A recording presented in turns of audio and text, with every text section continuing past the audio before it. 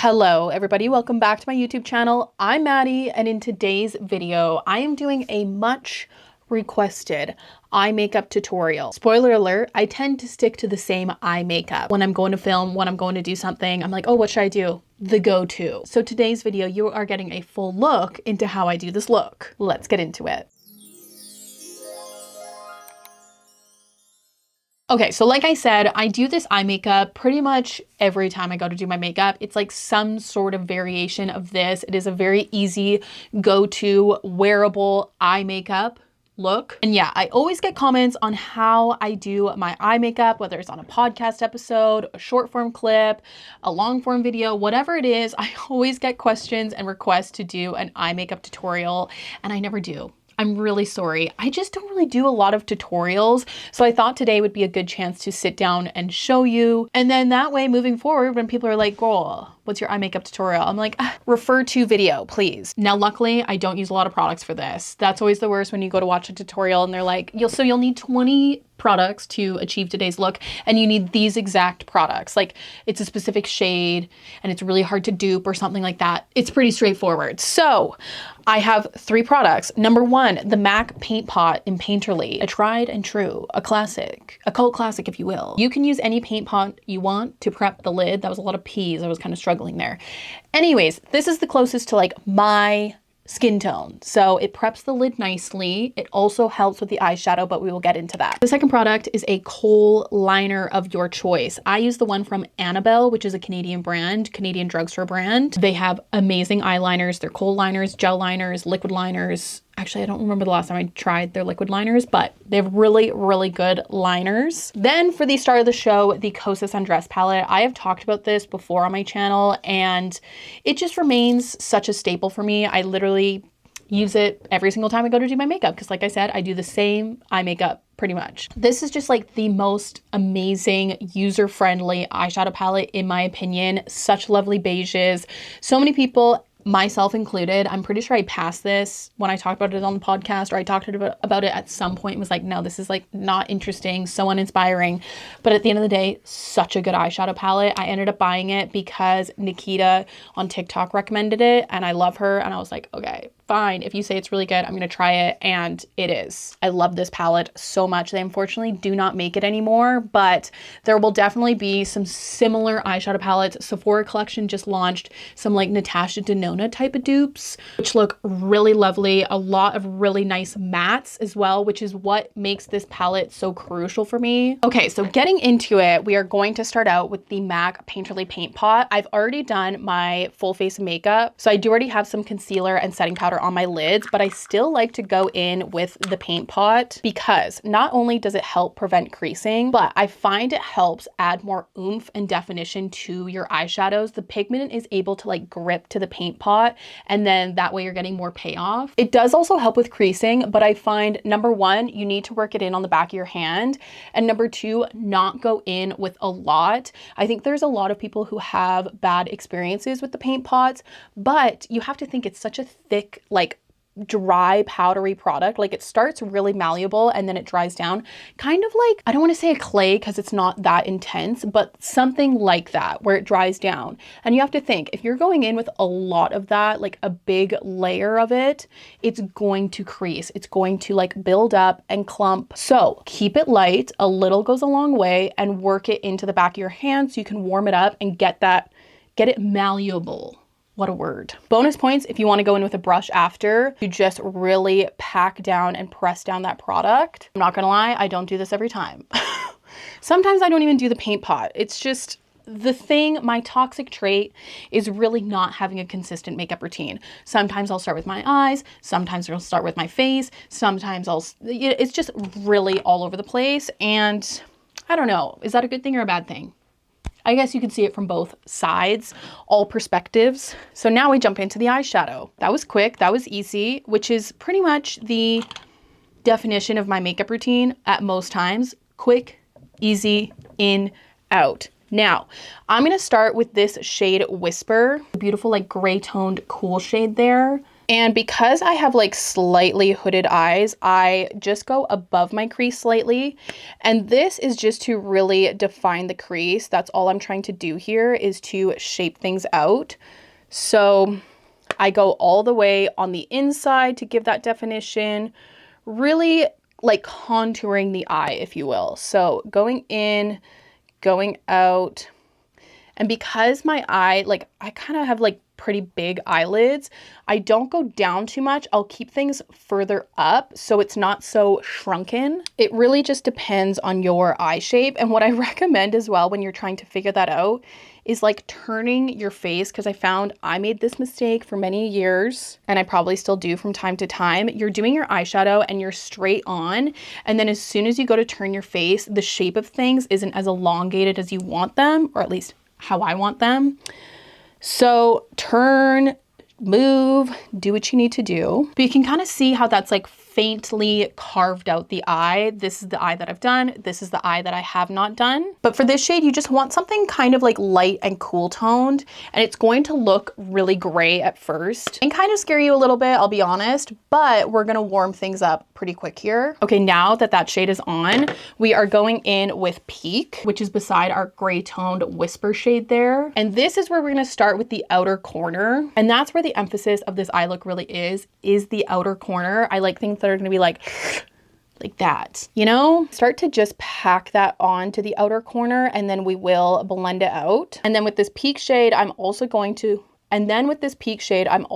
go into the crease. And I like to go all the way in just with the excess product on my brush, not with new product. Once both sides are on there, I like to take a little bit more eyeshadow and just bring it down onto the lower lash line. And I'll just use that same brush that I was using before. Once I go in with my deeper shades, I will use a smaller brush. Okay, so now the first two shades are on, and we're just gonna keep building into our darker shades here. So using the same eyeshadow brush, yeah. I'm a one-hit wonder. As you keep building things, I do like to go in with a clean eyeshadow brush, a crease brush, just to blend out the edges, make sure we're all good. But I really just use the same brush. So next we're gonna go in with this bottom shade here called Gaze. Is it called Gaze? Yes, it's called Gaze. Take a little bit of that, apply it into the outer corner, and I'll go slightly into the crease, more so making a V shape here. So I'm going crease, and then down, crease, and then down, but I'm not going into my crease. From now on, we're not really going into the full crease. And since we're also still using the lighter shades, I will go more onto the middle of the lid, not right on the middle of the lid, but blending closer to the middle of the lid. So now with Gaze on, you can see how that kind of like warmed things up, and that first cool tone shade is looking less gray and scary, you know? So next, you guessed it, we keep building. Sometimes I go in with this shade here next to Gaze called, what is this? Drape. It's called Drape, but I don't feel like doing that today. Sometimes I do, sometimes I don't. The world is your oyster, you do what you want. So I'm moving straight to the next darkest shade, which is Unite, and we must unite. I don't know. Anyways, you guessed it, same eyeshadow brush. Now, with this shade, Unite, we are really just keeping it close to the lash line at first. So I'm just going to tap it on. You see how I'm staying close to the lash line. And then as I've dispersed the product more off my brush, I'm going to move up into that outer V shape that I was doing before, but really just lightly into that upper V part. So it's not too dark, too heavy, but we still want to blend it up. And this is where I'm staying more so on the outer corner of my eye. I'm not going as into the middle as I was with my other shades. So then we can start to build that smoky effect. Now this is the other thing with the evolution of my eyeshadow looks. I feel like back in 2016, because this is like what we all learned, and this is what we were all like, you know, doing back in the day, was like windshield wiper motions and being so heavy-handed with the brush, at least I was, and learning to like tap the product and then lightly blend has made a world of a difference, okay? So we can see how that Unite color has added that definition on the outer corner. So I'm gonna do the same to the other eye, and then we'll move on. Next, you guessed it, we're still building. So now we only have our darkest shade left. This like chestnutty brown, this is in the shade Flaunt. Love. I can barely read that. Now we go in with a different eyeshadow brush. I know, finally. But it's kind of nice knowing you only really need so many things. So where did this eyeshadow brush go? Ah, found it. This is like a domed detailer brush. This one is from Moda Brushes from their Cherry Blossom collection, and it is literally called the detail brush. So I take that, I go in with Flaunt, tap, tap, tap. Tap off the excess. Then I'm going to press this onto, you guessed it, the outer corner. Again, just tap. We will blend after. You want to make this like kind of circle on your outer corner. You see what I did there? You can kind of see the shape of it. It's like a really bad semicircle. Take that same brush you've been using this whole damn time and go in and blend. Blend out the edges of that really bad semicircle. And then on the outer corner, I like to go straight into the lash line and just kind of pick up the product and drag out. And then I'll go back in again with Flaunt just to add that definition back in. And just kind of keep going back and forth and just keep finessing it. Okay, next, just to diffuse things more and kind of clean things up, I'm going back in with Peak. That was our second shade that we used. And I'm taking the clean eyeshadow brush that I was blending things out with. And I'm just gonna pick up a little bit of that product and blend it on the inside. So like middle of my lash and then into the inner side of that inner V, just to make sure everything is like seamlessly together. And I also like it because it just warms things back up. So I'm gonna take this same detailer brush. Sorry, I'm going in like a really weird order now. And I'm just going to go into that lower lash line. You can totally skip this step. It is up to you. Okay, last for the eyeshadow, we are going in with the lightest shade here, this like creamy white color. And this is where I'm gonna go on the lid inside. Oh my God, no, I had glitter on this from previously. Ah, uh-oh. Okay, different brush. Take two, let's try that again. Now, I like to really pack this on. Make sure you blend the two shades together where that hint shade and the other shades meet. But you can really just see how that's added the contrast. It's like lightened up the inner corner into the definition that we have on the outside. This step I find is what makes the biggest difference.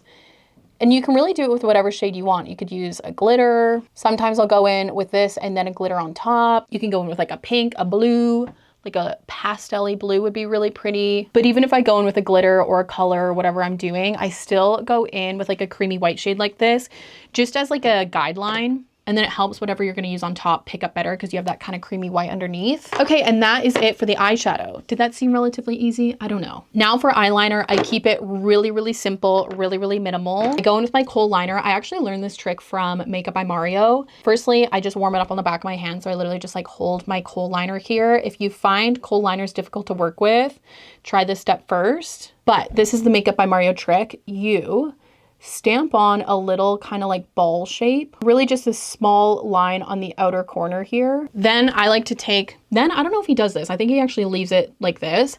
I like to take a little liner brush and just blend that out. Just kind of pick it up a little bit more, not to make a wing, but just kind of drag it out more, but it just adds that like little bit of definition that you want. After doing an eyeshadow look like this, I don't love like a big liner. I'm not really into the big liner anymore. Okay, and that is that for that. I went ahead and did some mascara and some eyeliner. I put a lot on though, and I can already just feel it like running down my face. Does anyone else have that issue? Like no matter what eyeliner I use, no matter what I do, the eyeliner in the waterline, it runs. She runs, baby. Anyways, I hope you enjoyed the everyday eye makeup tutorial. I mean, it's not an everyday. Most days I'm not even wearing makeup, but the days I do, this is usually what I do. I love it because you can make it as dramatic as you want. Today, I definitely like amped it up. You can see the full look, but you can really tone it down. Obviously just not add as much eyeshadow and just really make it a little bit more wearable if you don't want as much drama that day. I feel like I sound like I'm reading out of a magazine article. You can make it as dramatic or natural as you want. Any hoozles, thank you so much for watching. Do let me know in the comments if you enjoyed this type of video, sitting down and doing more of a tutorial and just actually playing with some makeup. It's been a while. I don't do a lot of tutorials, so I hope you enjoyed. If you did enjoy it, be sure to like this video, share it with a friend, and subscribe to my channel so you don't miss out on future videos. But without further ado, I hope you have a great rest of your week wherever you are, and I will see you next time. Bye.